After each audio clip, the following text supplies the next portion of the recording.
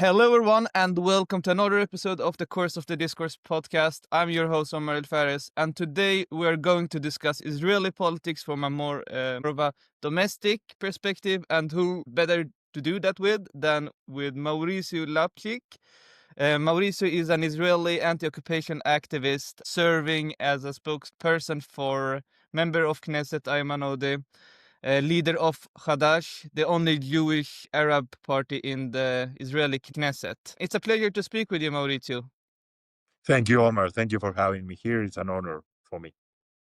So to begin this discussion, how would you in broad terms describe the political situation in the Israeli society today? And a follow-up question to this would be, how are Palestinians with Israeli citizenship situated in this discourse? Well, 2026 is a very special year because one thing we can say, hopefully, there will be elections this year. I'm not saying that there will be fair elections, but there will be elections this year. We still don't know if they will be in June, if they will be in September, October, but that's the probably what is going to happen because this government is already entering its fourth year, and that's what the law says. Talking about the political situation, we see basically almost complete division between the Jewish politics and the Palestinian politics here in Israel. What I'm trying to say is that within the Jewish population, there are two groups. One is the group that supports the government, that I will call from now on the conservative group. And there is another group that is the anti-government group, and that I will call it or define it as the liberal group.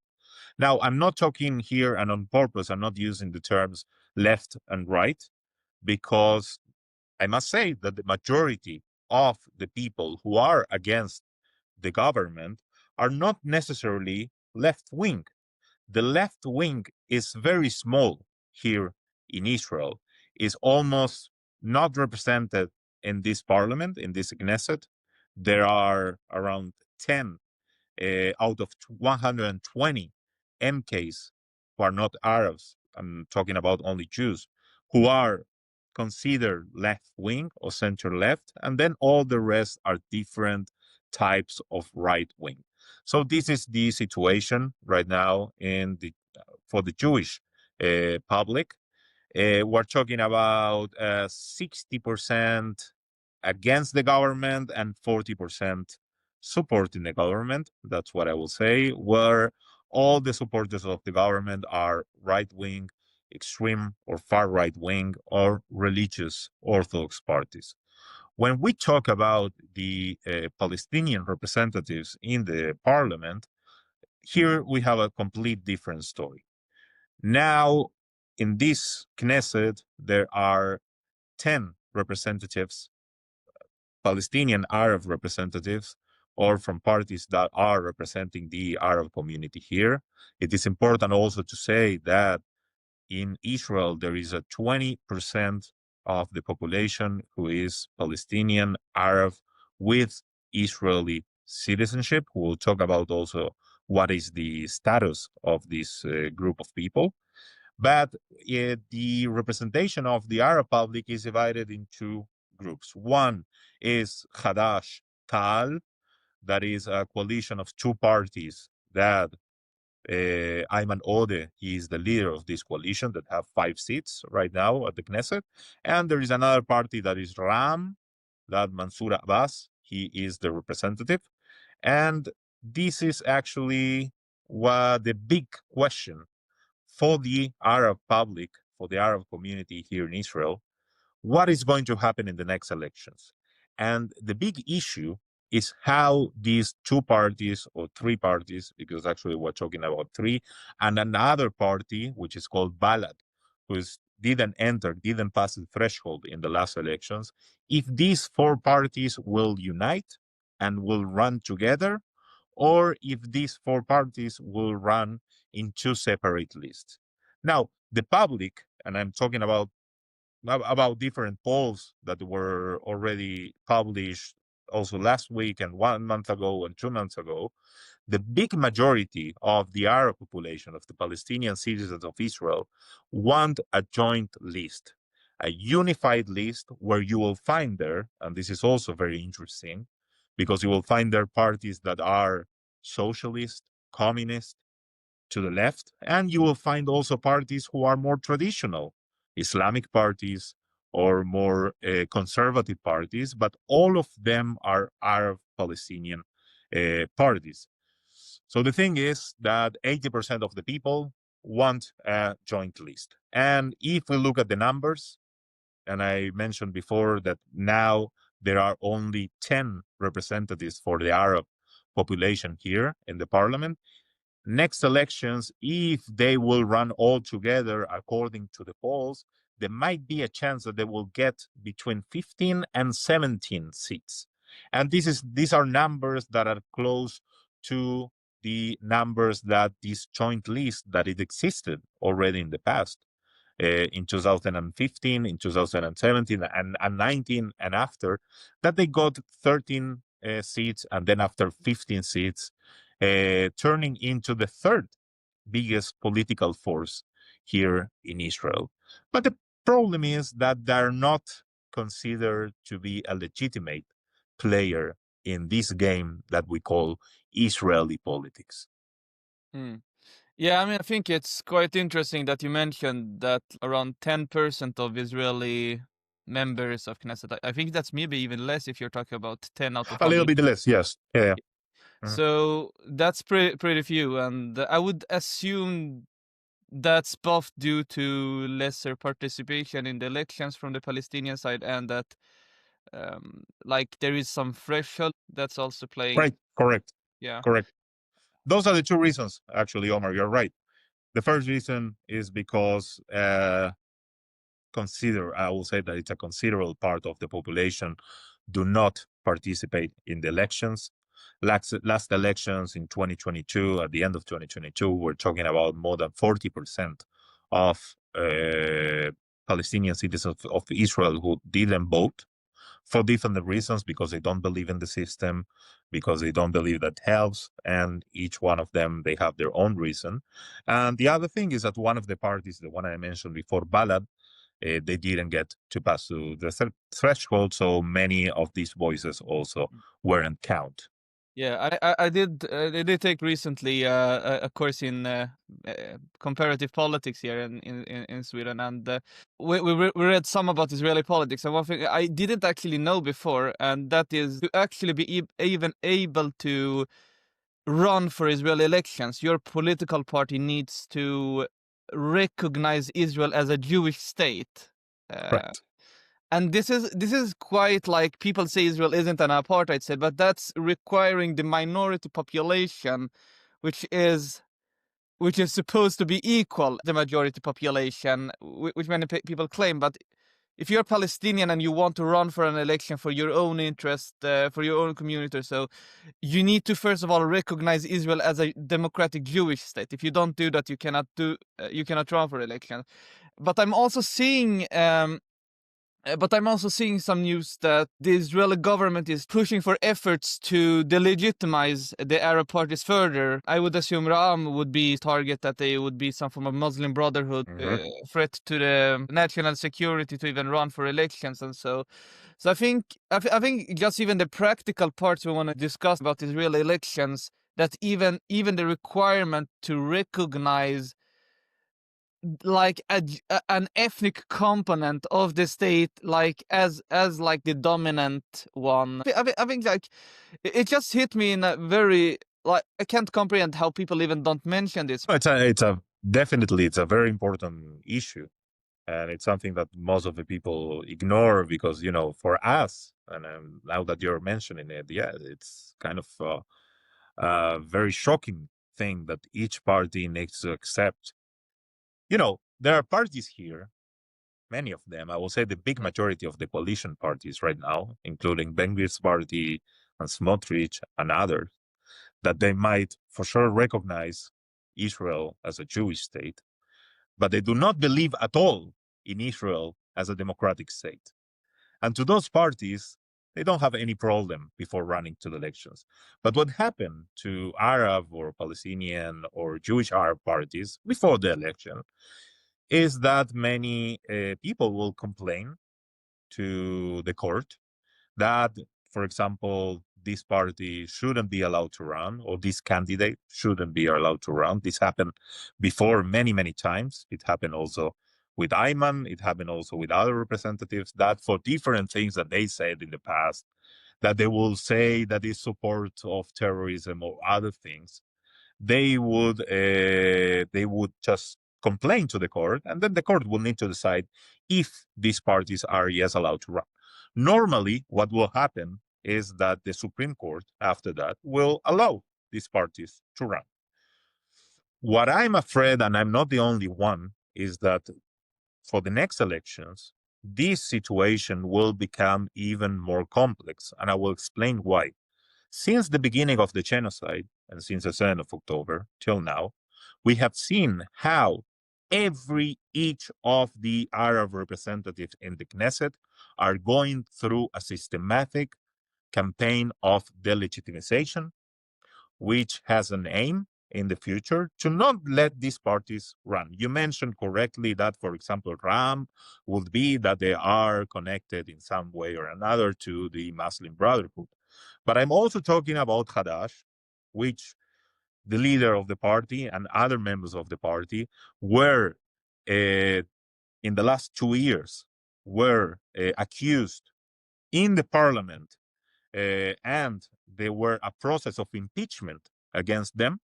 I'm talking about Ayman Odeh last year, who 73 or 74 members of the parliament voted, and I'm including here numbers, people from the opposition, not only from the coalition, who voted to impeach, to expel Ayman from the Knesset. Why? And this will be funny, I think, for the international audience who is hearing. Why? Because Ayman, when the first hostage prisoners agreement was signed, he tweeted that I'm happy, and I'm quoting almost literally what he wrote, I'm happy about the release of the hostages and the prisoners. From now on, we need to release both people from the yoke of the occupation because we all were born to be free.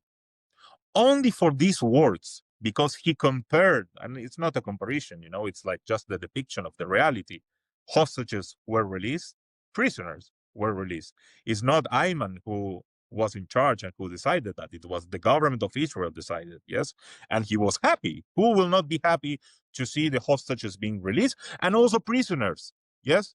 Many of them, and in that time, we're not talking about people who were involved in different acts, violent acts against different things, but people who are, women, children, and other people who will not be happy. There is nothing more human than that. And only for that tweet, a process started here at the Knesset in order to impeach him. And there was another case with a member of the Knesset, Ofer Cassif, who is the only Jewish representative in this party, who also, for I think the reason why, because he sent a letter to the Hague in order to investigate from war crimes the Israeli government. For that reason, also a process of impeachment started here at the Knesset. So we see it every day. Yes, everything that Arab MKs say, even when they talk seriously about supporting the next coalition of government, yes, the one that will oppose Netanyahu, Ben-Gvir, and Smotrich, we see a systematic campaign against them in order to turn their voice as something that is not legitimate, that it cannot be part of the political game in Israel. So yes, theoretically here, everyone has a vote, everyone has the right to be represented, but practically there is, and I always say this, in the Israeli parliament, there are 110, not 120, but 110 representatives, and then you have the 10 Palestinian citizens of Israel. Yeah, and I think often when when people who don't have much insight in Israeli politics say Israel is a democracy, I think the term is wrong. Even if we exclude that they control millions of Palestinians in the West Bank, and also they have before October 7 indirect control of 2 million Palestinians in Gaza. So, uh, I mean, the notion that Palestinians who vote for I mean, like the notion that there are Palestinian parties in the Knesset, but they are marginalized and treated as non-parties. I think there was like just one government that even had some form of was on some form of backing. It was on the Lapid and Actually yeah, two, but yeah, you're right. yeah. Yeah. Yeah, I mean, I think one was under Lapid and Ben, and the other was under. Yeah, that was the last Yeah. what is called the coalition for change. But we're talking also, we can talk about the 90s also, that Hadash supported Rabin's government from the outside. But anyway, it doesn't Hmm. matter. Yeah. Okay.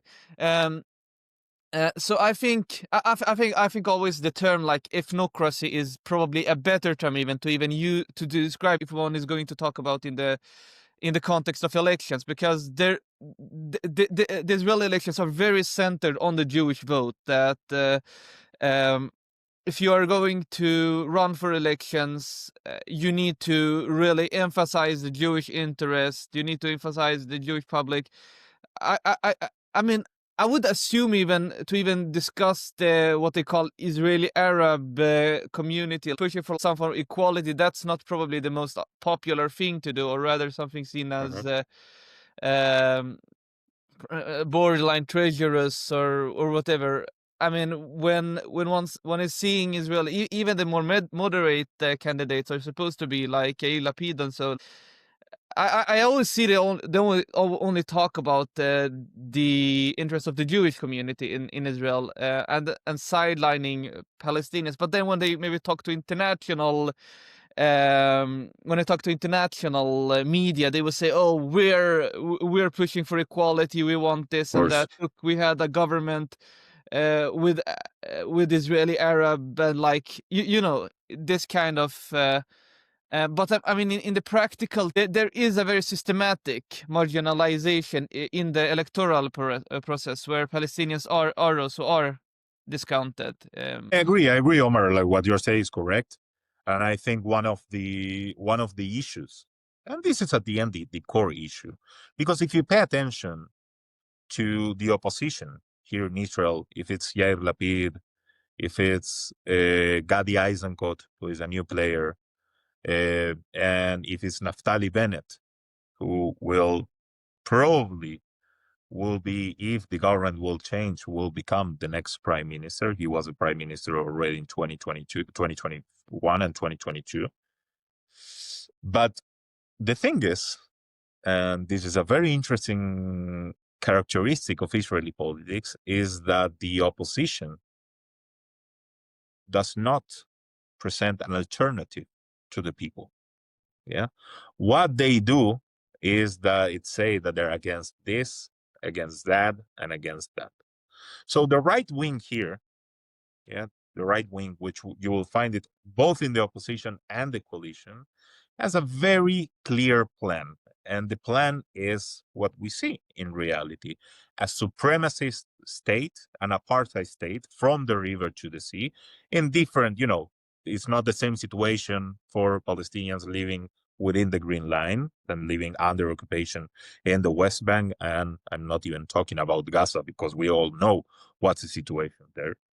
So this is their aim, yeah, to establish here a reality where there is one state from the river to the sea, and people who belong to the Jewish public have more rights than the other people who are Palestinians. And what any opposition, in any other country will offer as an alternative will be the exact opposite alternative. And what's the alternative? The alternative should be and must be, first of all, ending the occupation immediately, establishing a Palestinian state, and then after, to deal with all the issues that we have here in Israel within both the Arab community and also the Jewish community.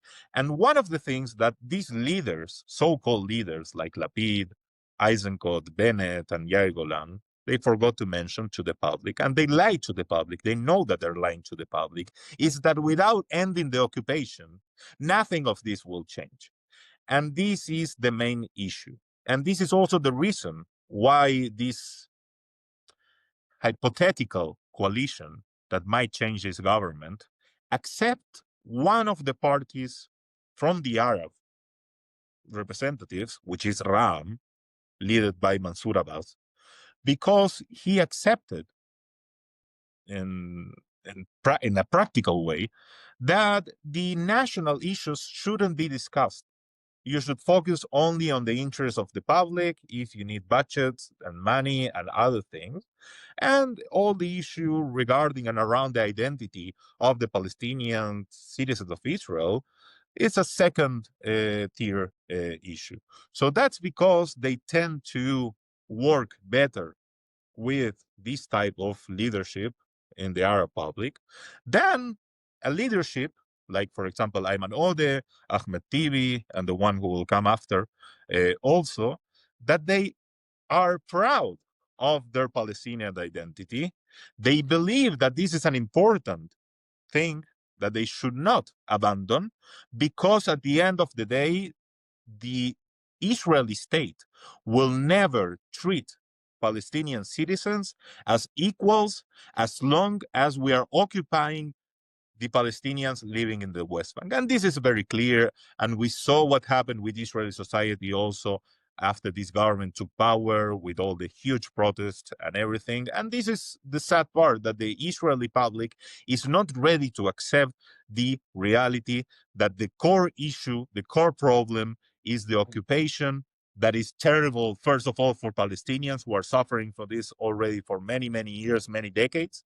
But it is also bad for Israelis. Yes, the same things that we are applying, we applied against Palestinians for many years in the West Bank, they're now being applied against Israeli Jewish protesters, and people are still not seeing that. They're not seeing that connection. Yeah, I think definitely the Israeli occupation is also going to hit back towards the towards the Israeli population as well. I mean, the occupation corrupts a society in so many ways. It's bringing a new attitude. The same attitude that Israelis have had towards Palestinians will at some point go back to how Israelis treat themselves. I mean, just from my own observation, I've been inside Israel as well, and I've seen like how normalized it is for Israelis to even carry guns like wherever they go. And I mean, you can go to any other country and you will see how abnormal this is. Like, if you would carry a gun here in Stockholm, in Sweden, like you would be arrested by the police. Like, no talk, and nobody will say like, "Oh, I'm just carrying this gun because in case of a terrorist attack or whatever." Like, no, you can't. You just can't. We have the police that will manage the security here, and so. And and the argument for people carrying the gun is, I would assume that's because they are afraid of attacks. And why don't you address the roots for the attacks? Yeah, you can say this is wrong to attack civilians, and we all agree on this. But the root cause for this is also, and one can undeniably ignore that it is the Israeli occupation. It is how they treat Palestinians. As long Palestinians are treated as lesser humans, as long there is no political horizon for a Palestinian state, or even just to change the status quo, it's not about a discussion about one state, two state. It's about actually treating the Palestinians as equal human beings in any in an impossible way. I think I think this is an important perspective to have in mind, that the occupation, that it's the values they bring on Palestinians, that will also come back. I think even if Israelis had treated themselves as they treated Palestinians, the occupation would have ended long ago. If they had implemented the same military laws that they implemented in the West Bank, they would see directly the big issue, for instance, in having a conviction rate of over 99% of people who are even just suspected of something, but you don't have any evidence of them doing something criminal. Um, just like before getting like further in the discussion, I would like to ask you just like how has the political and societal landscape been shaped post October 7 compared with Mm. before? How much has it changed like in practical terms in the society and the politics? Well, I think the 7th of October, for the Israeli society, it's probably one of the most important events since the creation of the state. It changed many things, many dynamics as well. Many people who were in the past, maybe they considered themselves as center left, supporting some kind of political solution. They stopped believing in that. Some of that people also changed their mind after, some of the people know, but it's something that, yes, it really helped, but it really impacted people in the way that they were thinking and their views on the occupation and the conflict. That's the first thing. The second thing is the trauma of the hostages. That is something that, till some months ago, it was still a very important issue for the Israeli society. And also the fact that the Israeli government, neglected this issue for so long, for 2 years already, almost. This is something also that created a huge trauma. And as a result of that, we saw how the voice of the Arab Palestinian community here was silenced, completely silenced, both because of the actions of the state and the government and the media. Yeah, and I can be very open with this. Yes, Palestinian politicians were almost not interviewed during the war. Yes, in 7th of October for the first year, you wouldn't almost hear Palestinians, not even politicians, also activists and other people on TV, on the panels. Yeah, this is something that it was very, very strange. And then after, yeah, it started to open again after 1 year. But this is something that it really also create an impact, and it also create a sense of fear for the Arab community here to speak out, yeah, to speak up about the situation, yeah, both here, Mm, also, of course, in Gaza. And this is something that most of the people here, they don't understand. But mm, yeah, when I say we, I'm talking about the Jewish mm, public here. We saw the images that the mainstream media were showing to us, that they were mostly or something about the hostages or Gaza, but without people, only the destruction. No people, no suffering. But the Arab population here, they saw both of the sides. They saw the side that they were showing here in the Israeli mainstream media, but they were also watching what they were showing in Al Jazeera and Al Mayadin and in other channels that they were showing, those international, of course, media that they were showing what is the mm. scale of the genocide. Yes, Yeah. 22,000 children, 70,000 people. And this is something that create a kind of a situation where the majority of the population has a right to talk, to speak out, to protest. Yeah, even though many of those protests also were suppressed by the government because they were considered to be anti-government protests. But when it comes to the Arab community, the situation was completely different. There was no space, not to criticism, not to protest, not to do any kind of action, not because of the situation here, and not because of the situation in Gaza. And the last thing I want to say, Omar, and maybe we can discuss this after, because during all these 2 years and after till today, the big issue of the Arab community here, of the Palestinian citizens of Israel, of course, is what is happening in Gaza and in the West Bank. But the big issue is the organized crime here Mm, in Israel, in Palestinian Arab cities in mm, Israel. We're talking about 250 people who were killed as a result of organized crime in 2025. And we're talking, pay attention to this number, about 16 people who were killed this year, 2026, so we're talking about 1.5 person killed every day because as a result of the organized crime and how the police, the person who is in charge is convicted terror supporter as Itamar Ben-Gvir, who is in charge of the police, and how they're letting this to happen. Yeah, this neglection of the Palestinian society within Israel itself, it's often under-talked, under-discussed, and I think it's often due to the reasons that Palestinians are often discussed. Like you're talking about Palestinians in the West Bank, in Gaza, and it's being overshadowed by these issues, of course, but also because Palestinians aren't always seen as equals as Jewish Israelis.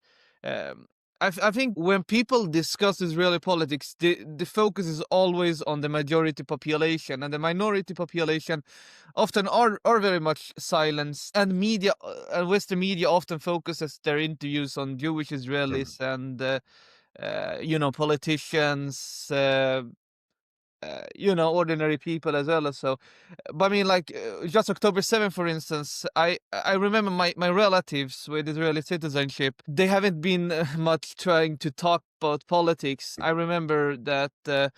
I've been trying to sneak in, like just trying to ask like how their situation. They'll say everything is quite fine and so, but then like when I try to mention the situation, goes so they try. It's horrible, but we can't get much into this. And I mean, I think there is a huge fear among the Palestinian community within Israel to speak up, because like there are social consequences for many Palestinians, that if you speak up against this genocide, you may risk your job, you may be arrested by the police.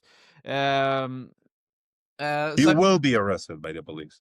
As a fact, dozens of Palestinian citizens of Israel were arrested because they were critical against the government, because they spoke up about different issues during the war.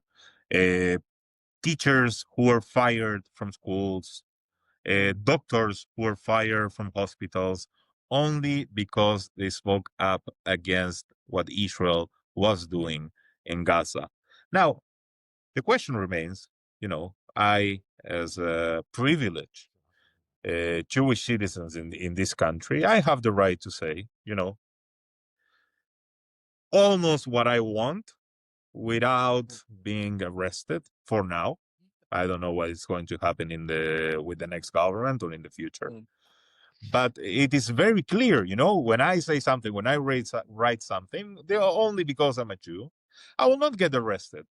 But if a Palestinian will say exactly the same here in Israel, and he will say exactly the same in the West Bank, it will be even much worse, of course, the result will be completely different. So now I ask the audience, I ask everyone who is listening now, how you will define a system that behaves in that way, that only because of the fact that you are Jewish or you're Arab or you're white or you're black, you are judged and you are treated in a different way. And how we can accept that? How we can accept that in the 21st century, talking about, Western values, freedom, equality, and everything, how we can accept that the state of Israel behaves in an official way in this way.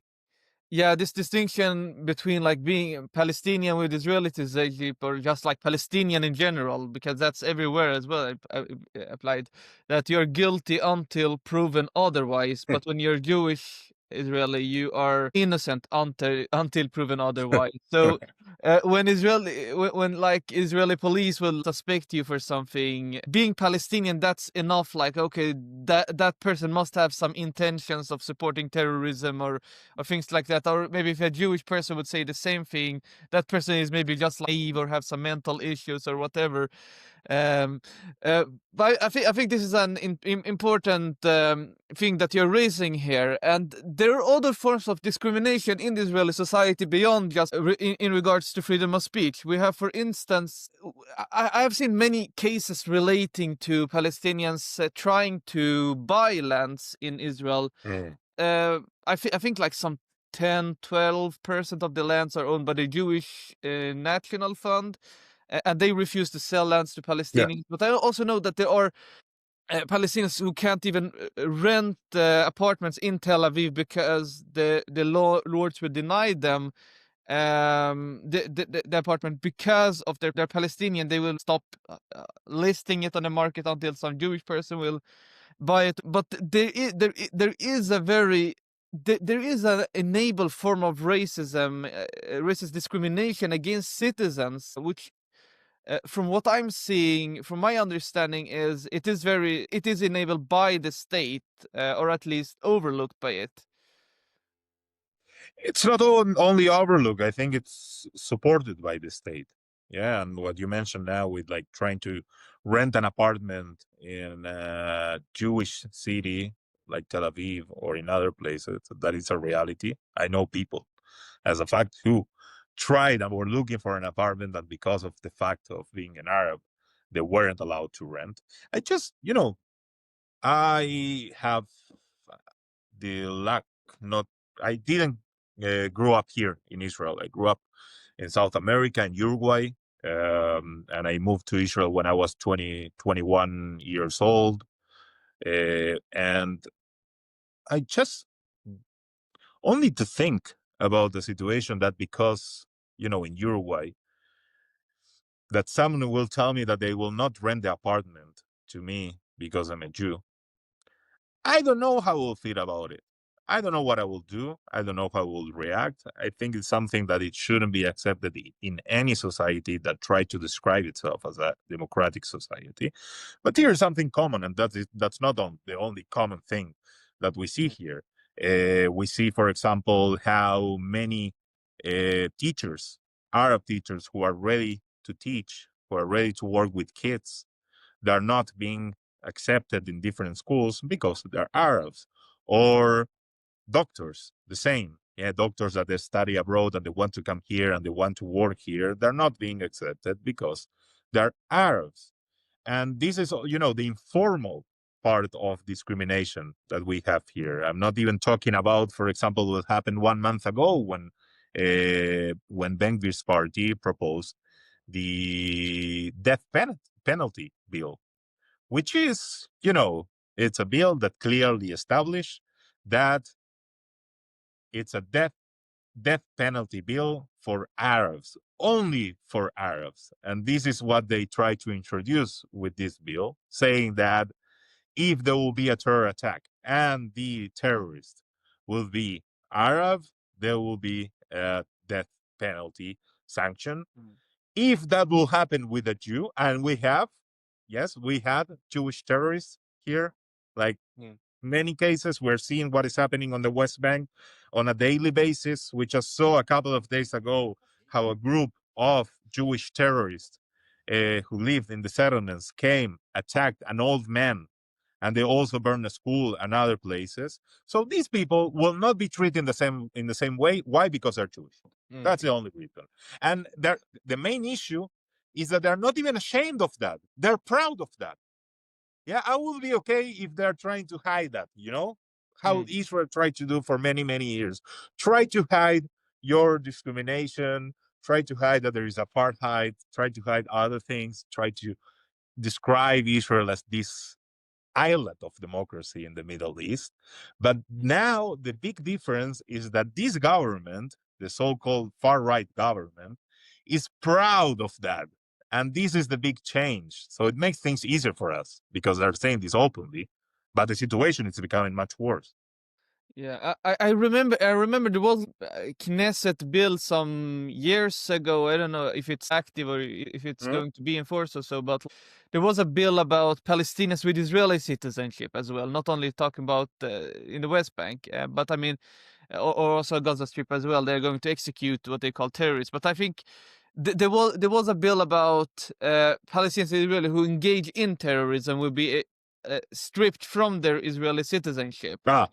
But Yeah. that would not be applied for Jewish Israelis No. because they would not be seen as I don't know like how exactly that was formulated, but that Israel is also pushing against its own citizens. I think it's quite interesting that many people don't raise this, but there is like a discourse about. I think there were even polls, Israeli polls. Like, I think that some around half of Israeli Jews want to get rid of the Palestinians with Israeli citizenship. So, and this is also Yeah. speaking about Yeah. marginalized. There was a poll published not long ago that I was surprised, like for bad, of course, that more than half of the population here said that if they would want to expel all the Palestinian citizens of Israel, they would support that. More than half of the people here. I'm talking, you know, Yeah.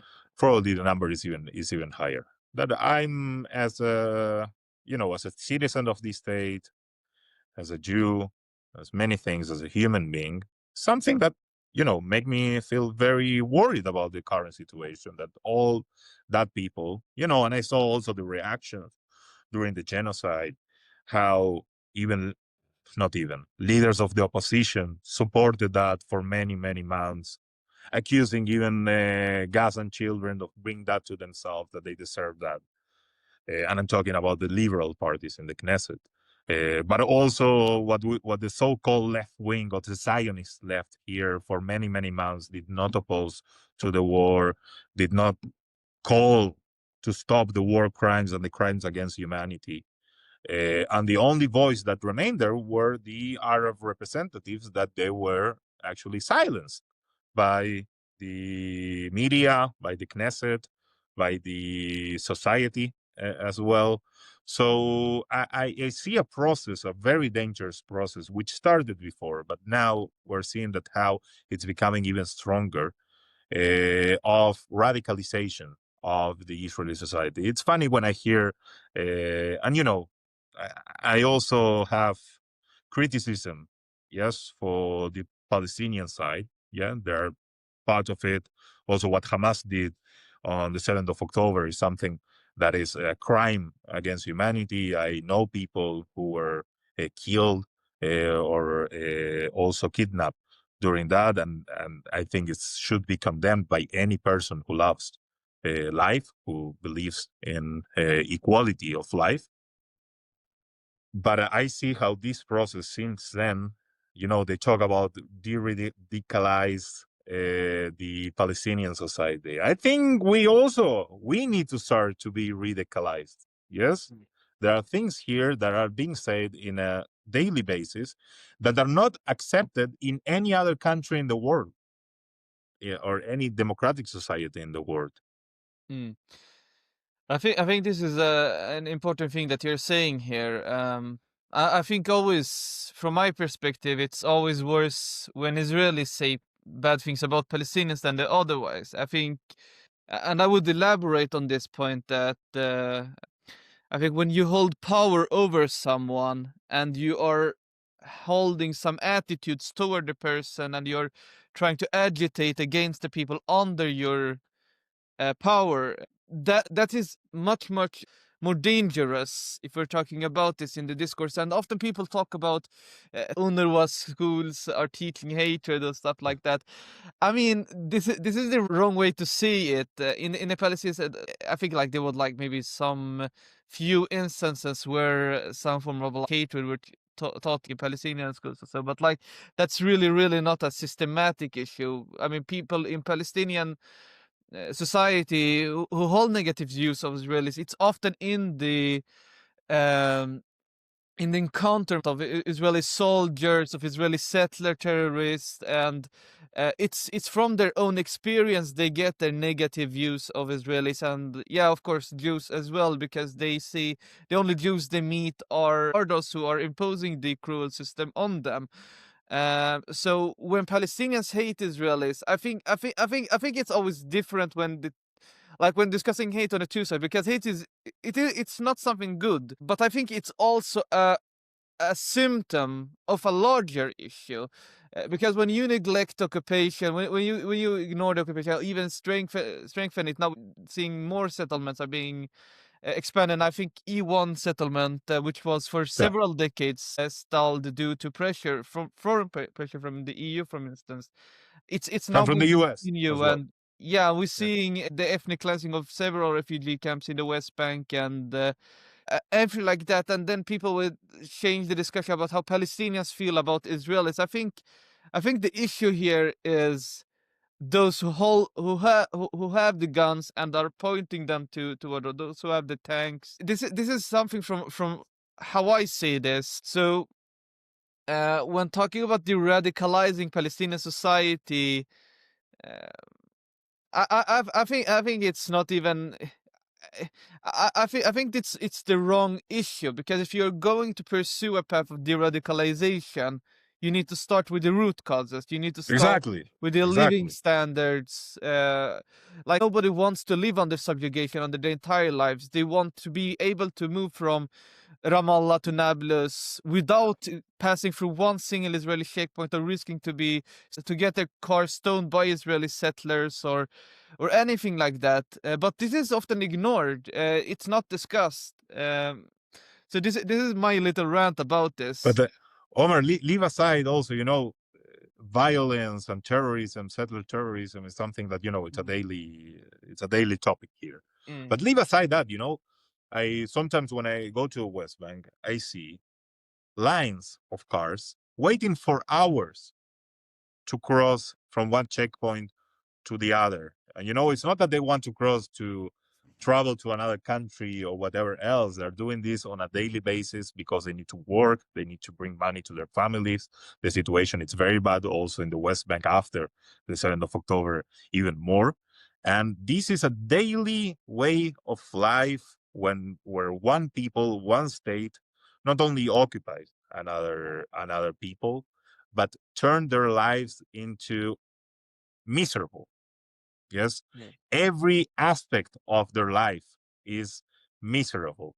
And one of the things that I really still try to understand is how the situation in the West Bank, with all the ethnic cleansing, with all the villages that they were ethnically cleansed, with the clear and official support of the state. This is not the action of only a couple of settlers. Yes, this is with the support of the army, of the police, and of course of the government.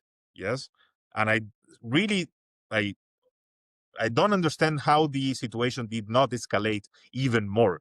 Yet with everything that is happening now, I believe that here the Palestinians living under occupation in the West Bank, they are really, I don't have words to describe how much I respect the way that they're taking this, and how they are trying, I don't know, to breathe. You have this word sumud for the Palestinian people.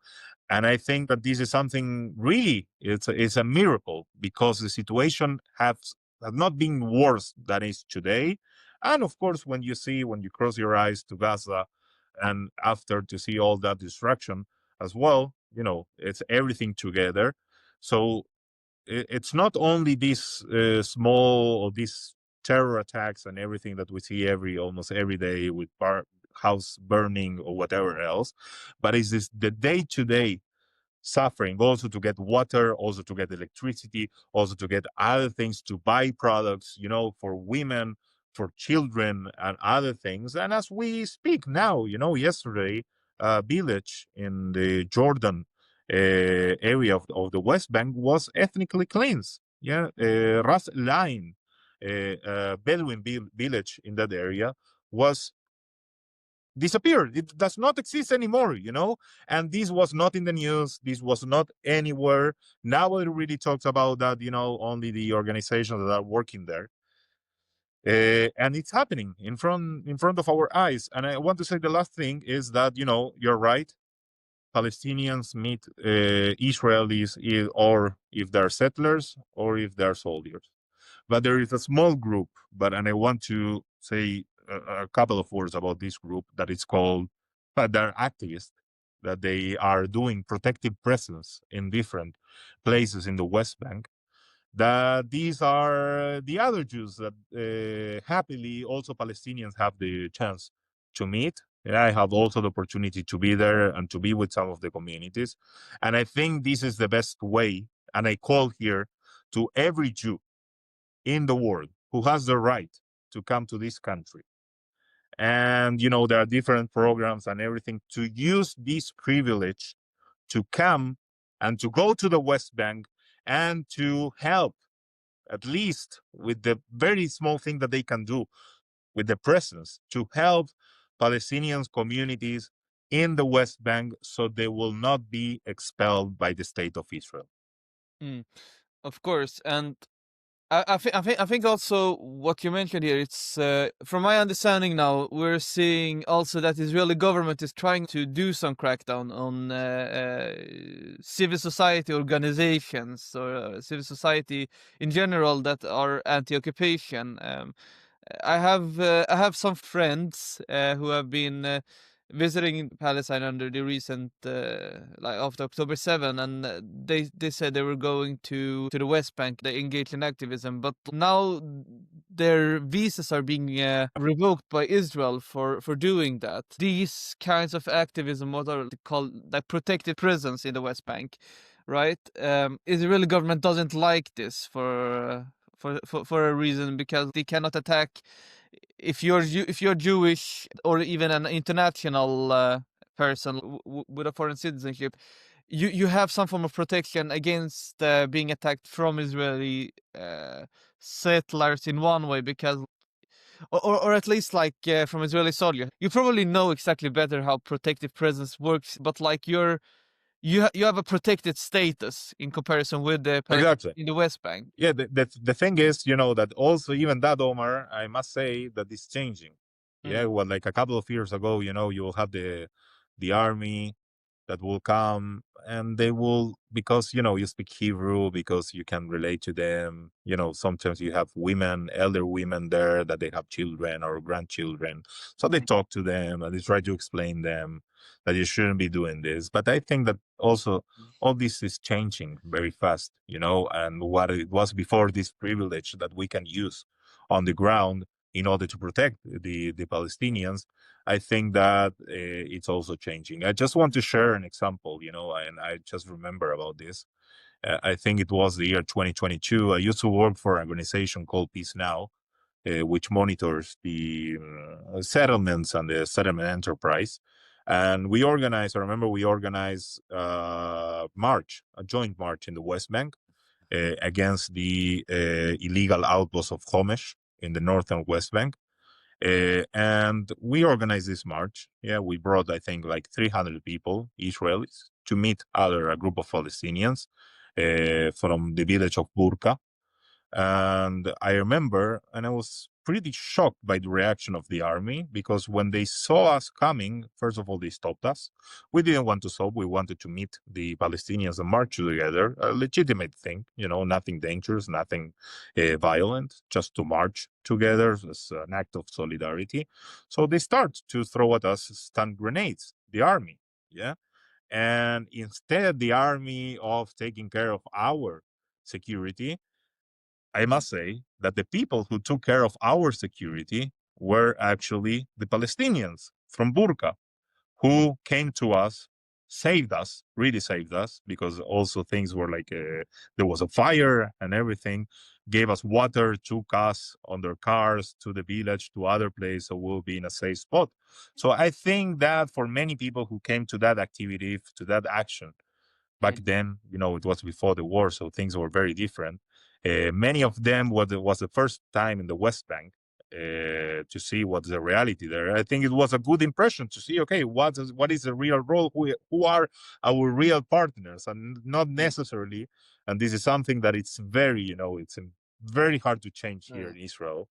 That the army is always here to protect the people, which, as a matter of fact, the army is not protecting anyone but the settlers and the West Bank. Yeah, it's not the Israeli defense force; it's the Israeli occupation force there. And we saw also what happened on the 7th of October. Yeah, where the army failed to protect the Israeli population. People tend to forget about it. People tend to say no. To treat the 7th of October as if it was some kind of hurricane.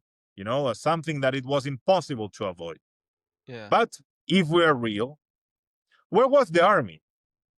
Where was the army during the 7th of October? And the answer is very clear. The army was protecting the settlements. Mm. Yeah, I think this explains a lot how Israeli politicians often value the question of security.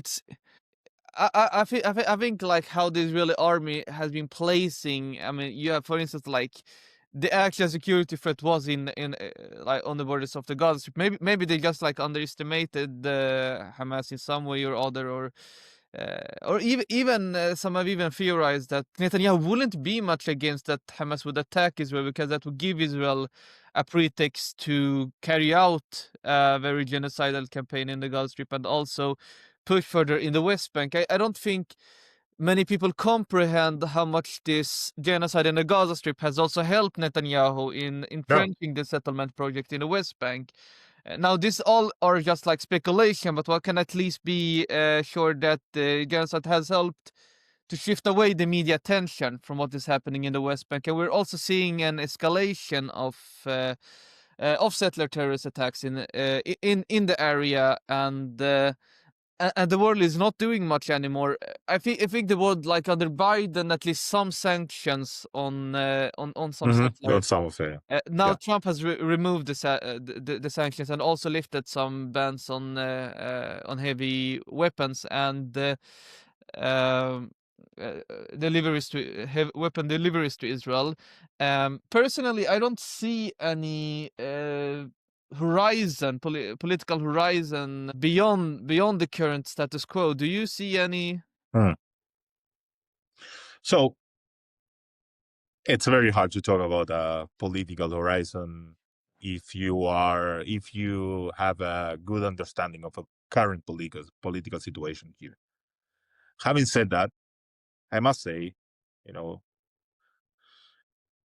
I don't know any moment in history where things were going to a certain direction and people were completely sure that that was what's going to happen, and then what happened was the complete opposite. Yeah, I can talk, about the fall of the Soviet Union, of Berlin Wall.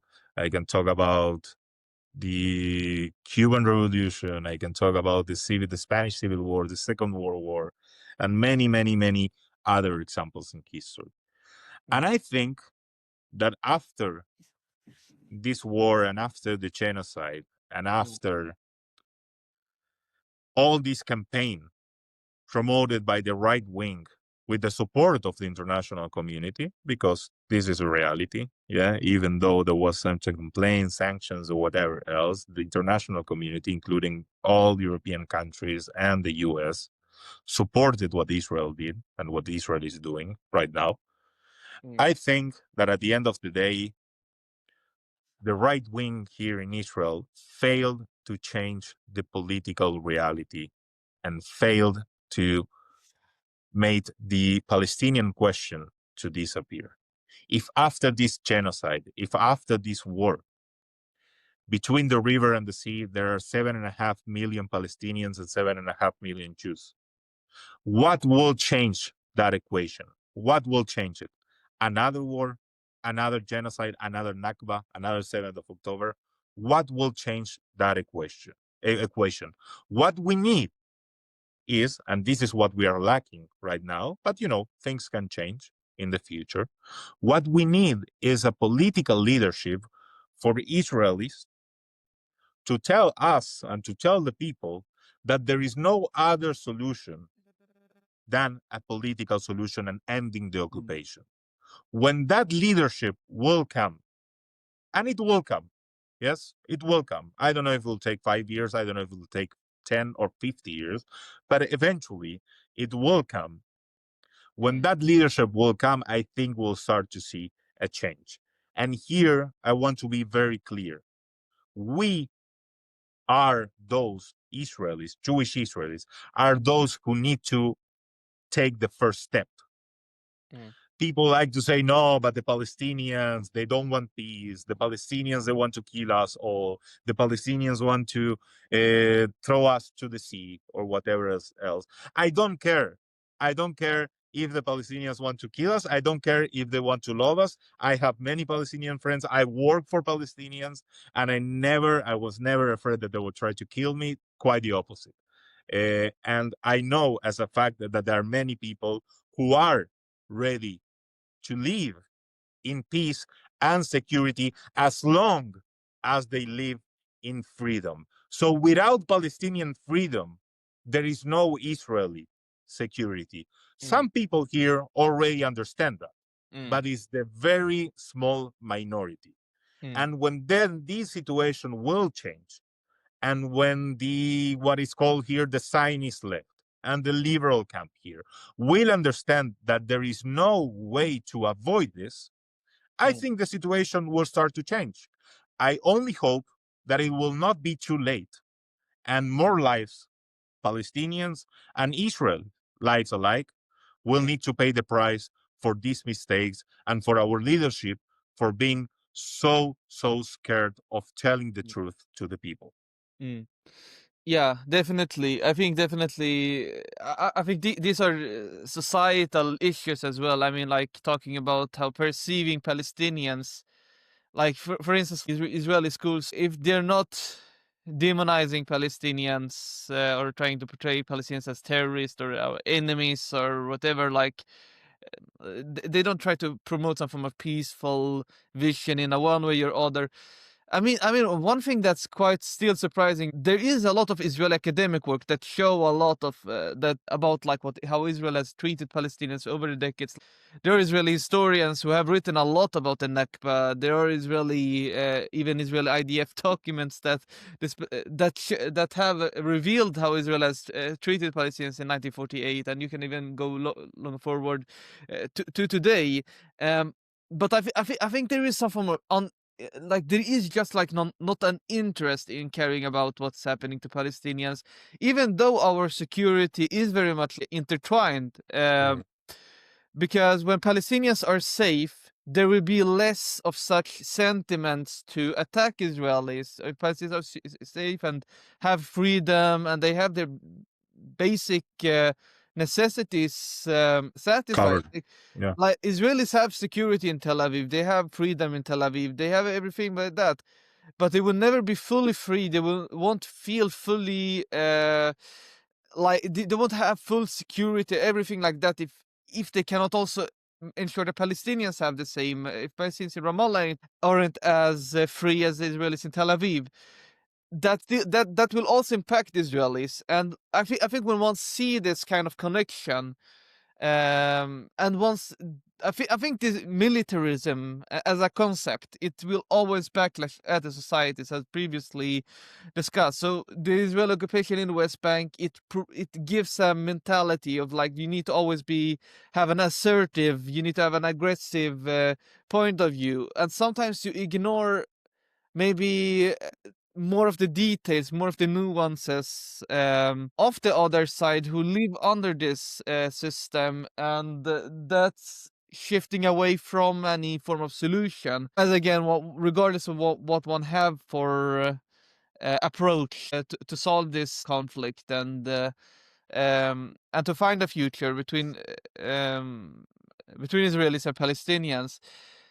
I just want to say, to come back, first of all, Omar, thank you again. Also, it's very important to me to hear also your insights because, it's not always the same to look at the things also from here, but also from outside. So the perspective, it's different, and it's every time it's very valuable.